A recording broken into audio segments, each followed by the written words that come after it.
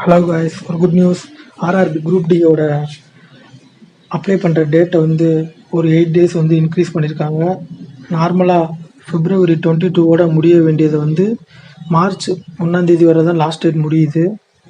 அதுபோக நம்ம fees pay பண்ணுறது ஒரு 3 days வந்து எக்ஸ்டெண்ட் பண்ணுவாங்க. அதையுமே இப்போ எக்ஸ்டெண்ட் பண்ணியிருக்காங்க. 3rd March வரை எக்ஸ்டெண்ட் பண்ணியிருக்காங்க. அதே மாதிரி நீங்கள் வந்து ஏதாச்சும் மாடிஃபிகேஷன் பண்ணுறதா இருந்தாலுமே 25th